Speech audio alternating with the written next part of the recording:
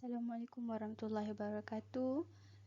Kami daripada kumpulan 1 ingin membentangkan tentang jaga nilai, etika, berkongsi maklumat, elakkan kekeliruan.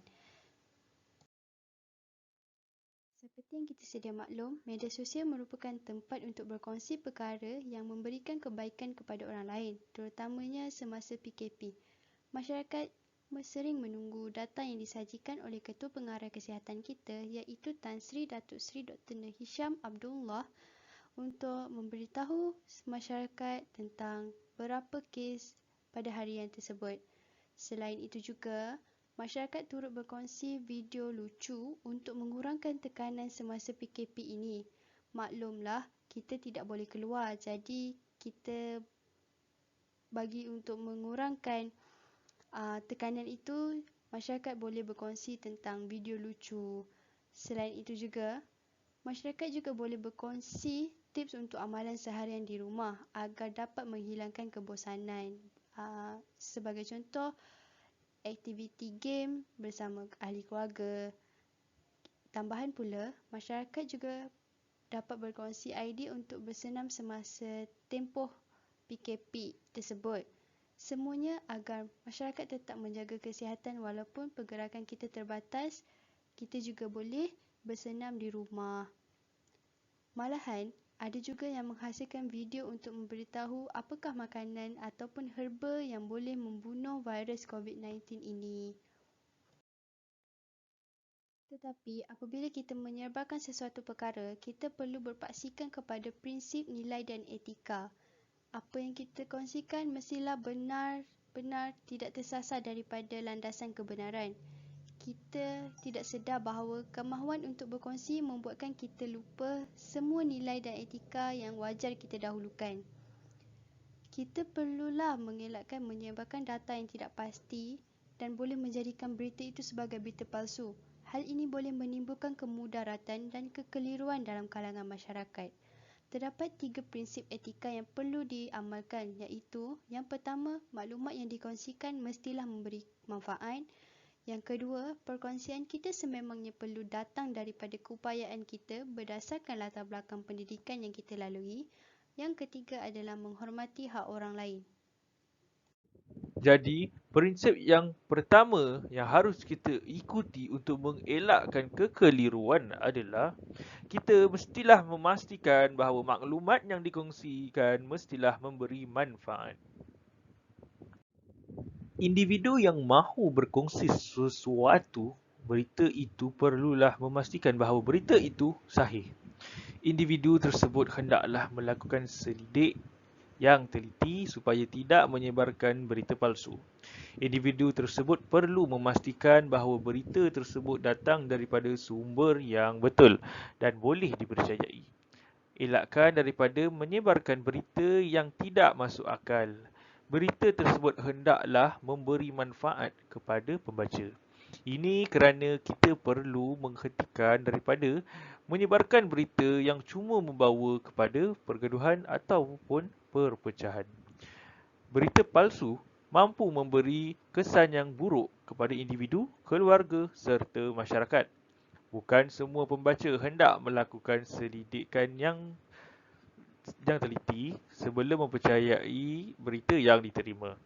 Oleh itu, berita palsu mampu menimbulkan fitnah. Ibnu Hajar menyebut bahawa Innal fitana ghaliban inna tunsha'a anit tabdili wal ihdas.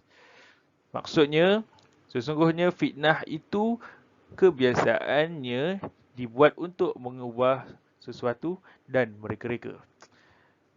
Oleh itu, hendaklah kita mengelakkan diri daripada melakukan penyebaran berita palsu kerana ianya mampu menghancurkan sesebuah komuniti yang bersatu. Untuk prinsip yang kedua adalah perkongsian kita sememangnya perlu datang daripada keupayaan kita berdasarkan latar belakang pendidikan yang kita lalui. Tidak dinafikan, pengalaman amat penting dalam kehidupan. Namun, kita perlu ingat fakta yang kita ingin kongsikan itu adalah membabitkan jiwa manusia. Integriti diri adalah jaminan kepada apa yang kita kongsikan. Dalam kata lain, berlakulah jujur dan amanah ketika berkongsi agar ia memberi manfaat dan bukan memudaratkan orang lain. Menurut surah Al-Isra ayat 36, Allah SWT berfirman, "Dan janganlah kamu mengikuti apa yang kamu tidak mempunyai pengetahuan tentangnya. Sesungguhnya, pendengaran, penglihatan dan hati semuanya itu akan diminta dipertanggungjawabkan." Slide yang seterusnya ialah menghormati hak orang lain. Mudahnya, jika kita dapat memberi perumpamaan, sebagai contoh seorang ahli jurutera, namun setelah wabak ini merebak, jurutera tersebut cenderung untuk mengeluarkan kenyataan yang menyentuh perihal perubatan dan rawatan sesuatu herba untuk melawan virus COVID-19. Sebagai rakyat Malaysia yang bertanggungjawab, kita seharusnya menghormati mereka yang lebih arif dalam sesuatu bidang. Di sini, jurutera tersebut sudah tidak menghormati keupayaan mereka yang ada disiplin perubatan dan farmasi.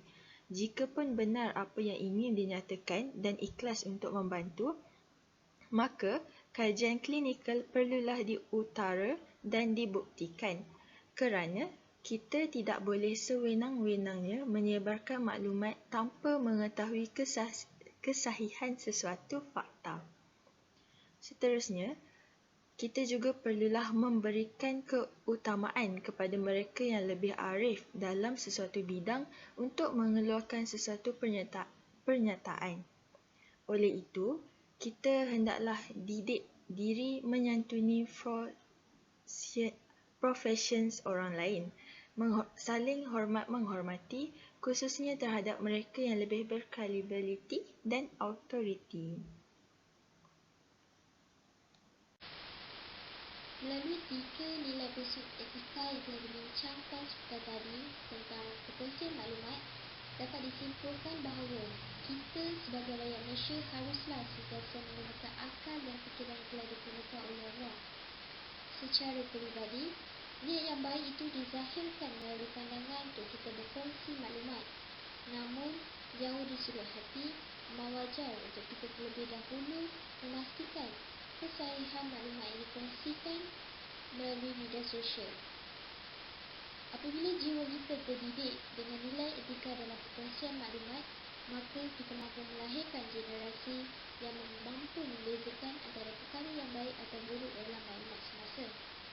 Dalam era pandemik COVID-19 ini, kita dapat saksikan pelbagai maklumat-maklumat palsu yang telah disebarkan oleh masyarakat yang tidak bertanggungjawab. Dan daripada itu berlakulah sebarang permasalahan seperti fitnah dan sebagainya.